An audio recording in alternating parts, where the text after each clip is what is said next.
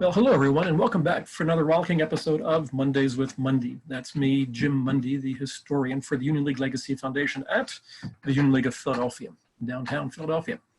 The COVID virus has really altered our world, and especially our political world, because we seem to have forgotten in a lot of ways that this is an American presidential election year.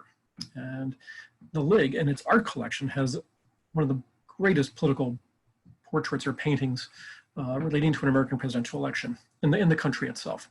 So we're going to talk about that, if that's okay with all of you. So it's a piece of art and it's a political statement. All right.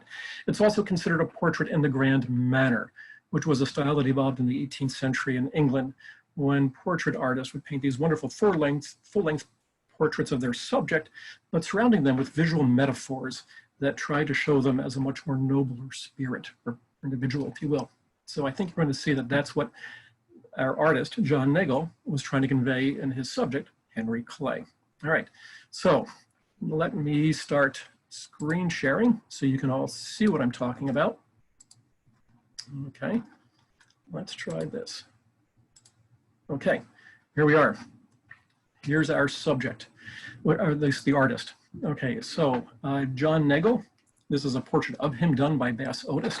Now, Neagle was born in Boston, but of Philadelphia parents in 1796, but they came back to Philadelphia, where Neagle would spend practically the rest of his life.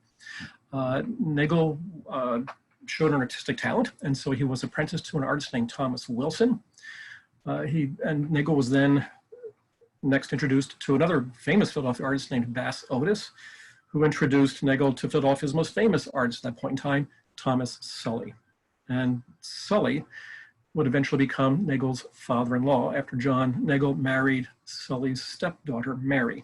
All right, and that was in 1826.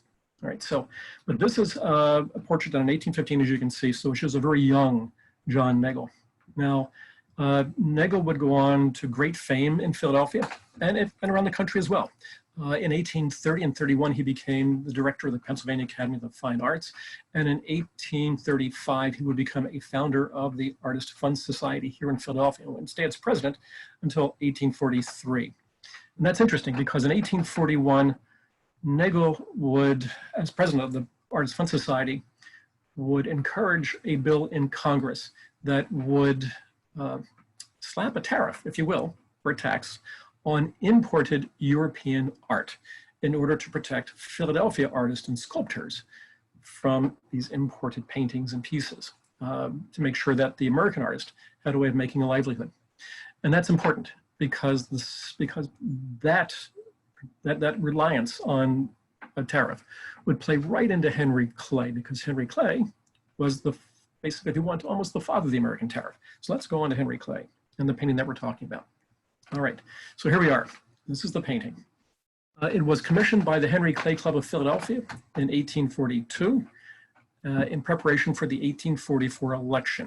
Right now in 1840, the Whigs, of which Henry Clay was the founding individual, if you will, in 1834, the Whigs had won not only did they win the presidency, but they won both houses of Congress in 1840. So they were pretty confident of winning again in 1844.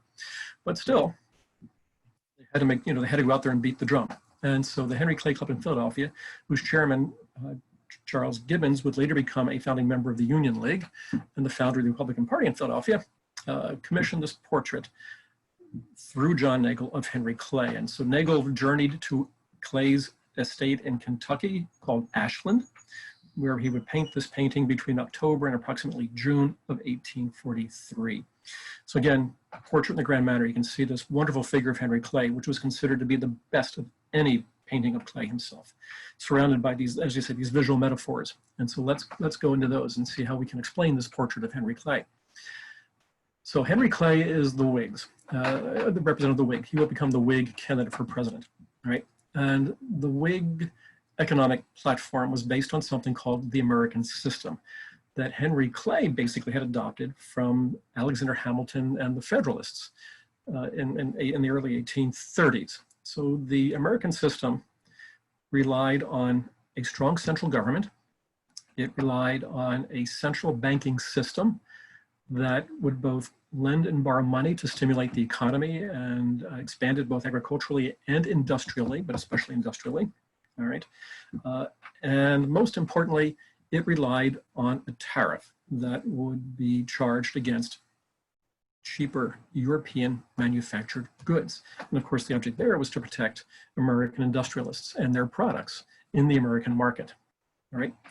The American system also provided for federally sponsored internal improvements. And back then, that meant basically transportation. So roads, canals, and railroads. As we know, railroads would build America in the 19th century, right? And then eventually, the system also called for free public education.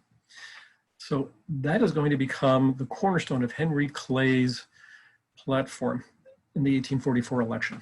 So what better way to promote that platform, if you will, than a painting? And Neagle exceeded everybody's expectations. So here we have Henry Clay standing on this dais, almost, if you will, and over his left shoulder, or to the right of him, if you will, you have that Doric column, and that represents government. And of course, Clay had been in government practically his entire life. I mean, he was a lawyer by profession, but a farmer in Kentucky, but a politician by and by, starting even before John Quincy Adams' administration, where he was Secretary of State. But so Clay is now reaching again for the presidency for the second time, having lost to Andrew Jackson in 1834. So we've got government, we've got Clay, the figure of Clay, and look at the way the light is coming in from the left and just illuminating his face and his hand, and then the American flag. And look at the size of that flag. It is monstrous. It is Clay's way and Neagle's way of saying the United States is now becoming a dominant power in the world. And we're going to take our place in the world itself. The flag is draping a globe that shows South America, because beginning in the 1820s, Henry Clay was a major proponent of independence for South American countries who were then under Spanish colonial rule. And by the 1840s, Henry Clay was the second most popular politician in all of South America, second only to Simón Bolívar. So that's saying a lot right there alone. This is also Henry Clay's way and the Whig Party's way of saying that, you know, to the rest of Europe, this is the West, this is our part of the hemisphere. This is our part of the world. We will control it, not you. All right. Hope that makes sense. All right. Now, the American system called for cooperation between agriculture and industry, because the two together were going to help create this great American country.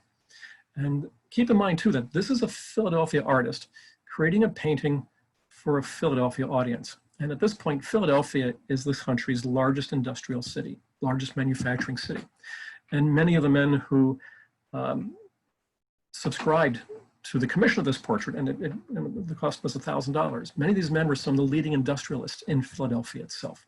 So therefore, obviously, it is in their economic self-interest to be Whigs and to promote Clay's presidency in 1844. So let's look at the symbols on the left-hand side of the painting.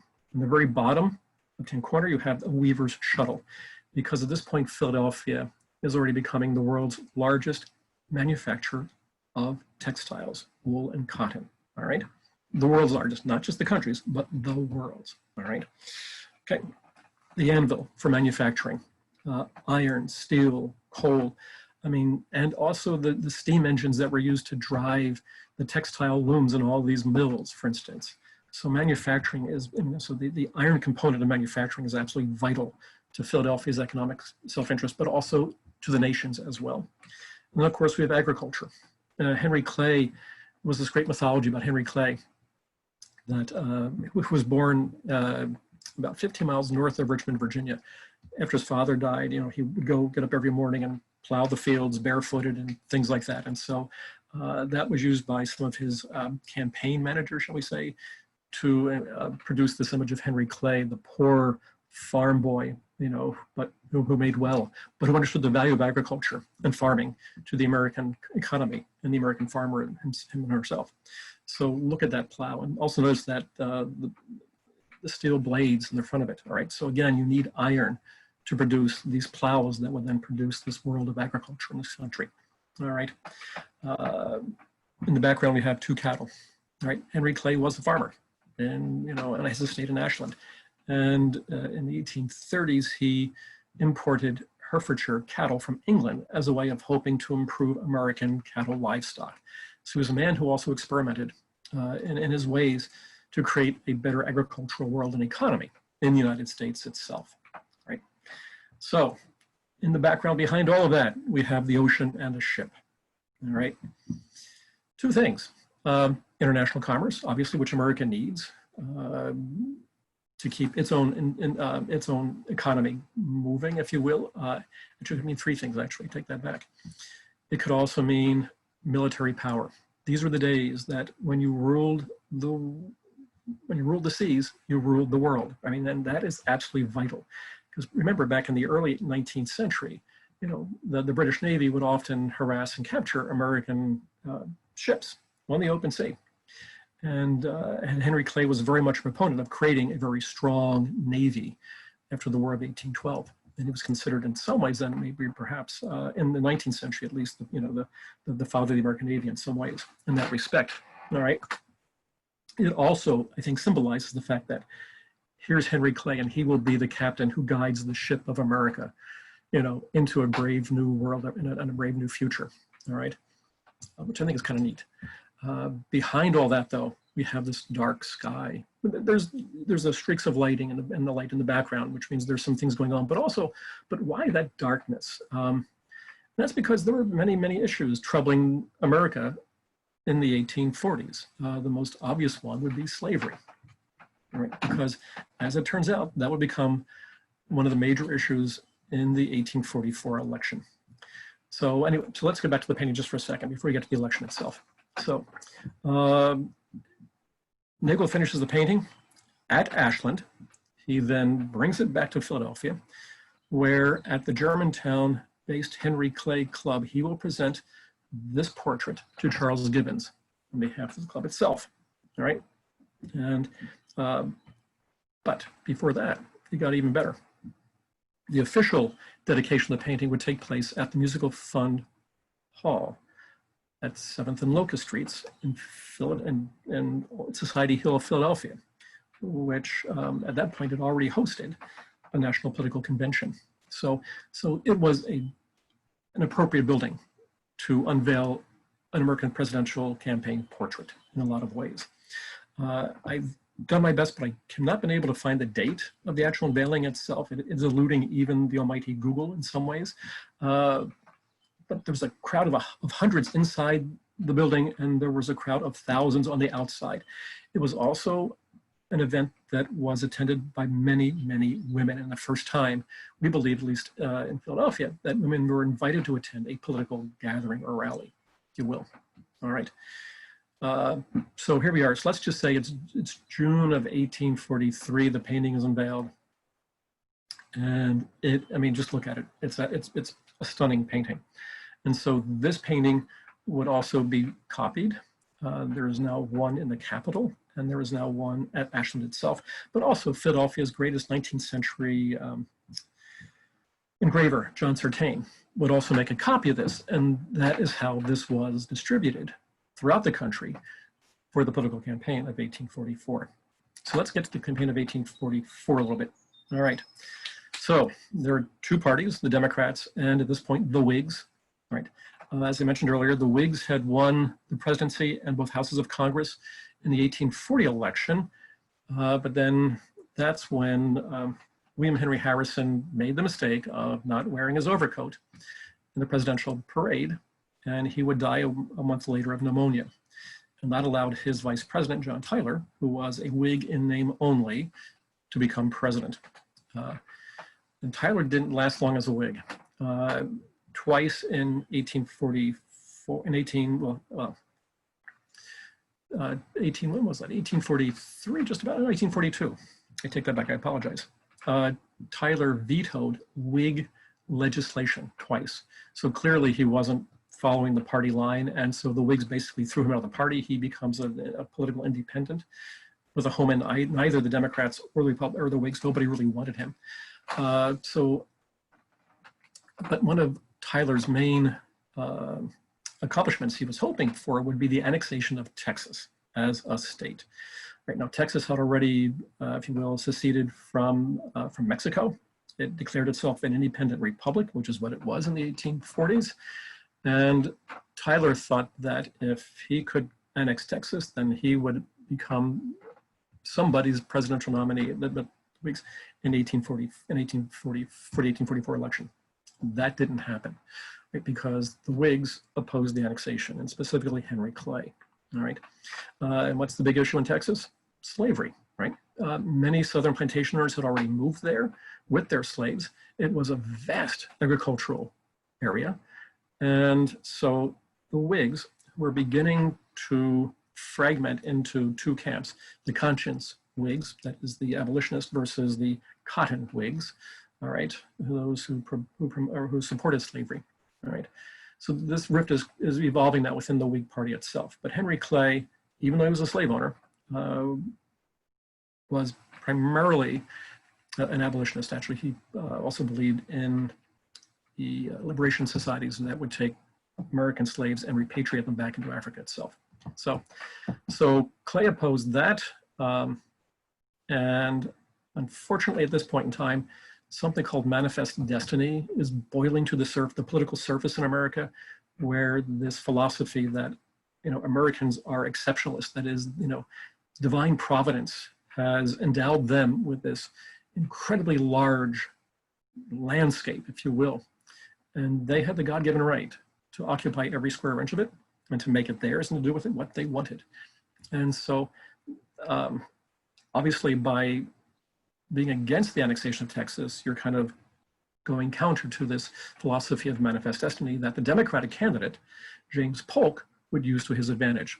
Polk was also a pro-annexationist, right? He thought it was a good thing to annex Texas, right? And he was also more pro-slavery versus Clay's anti-slavery. Now, there was a wild card in this election in 1844. There was a third party called the Liberty Party that popped up as an abolitionist party.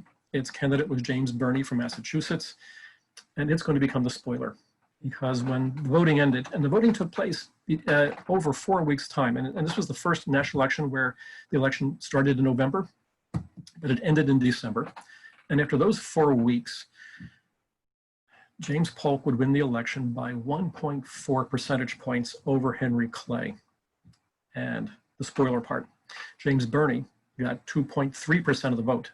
And especially, he would keep the voters in both New York and Michigan voting for Polk and not Clay. And that's important because not only did Polk win the popular vote, but he'd also win the electoral vote, 170 votes to 105 for Henry Clay and the Whigs. So Henry Clay lost his chance again to become president of the United States. But boy, did it produce a heck of a painting. And all I can do, you know, please go online. You can see it online itself. It's just a great painting. But again, Portrait in the Grand Manner, the American System, the Whigs, Henry Clay, election of 1844. I mean, it's all there right in front of you with this wonderful symbolism that we could keep talking for days about American history based on this painting alone, but we don't have days, and I've probably taken up too much time as it is. So I hope you've enjoyed this painting, and I hope you enjoyed the history part of it as well. And if you ever get the chance to go to the League, remember that usually in every February, we have a big open house where the public is invited to walk through the building, and they get to see the art collection, and you literally walk within feet of this painting, this portrait of Henry Clay on the 15th Street stairwell on the landing. It's just breathtaking and should be seen by all. So please keep that in mind. All right, so we've come to the end of another Mondays with Mundy. I got that right this time. I get it wrong myself. Thank you for listening. Thank you for watching. I know it's a tough July out there in a lot of ways, between the virus and the heat and everything else. So just once again, everybody stay safe, stay well, take care, and hopefully we'll see you next week. So thank you for joining us. And on behalf of the Union League Legacy Foundation, please be careful out there. Goodbye.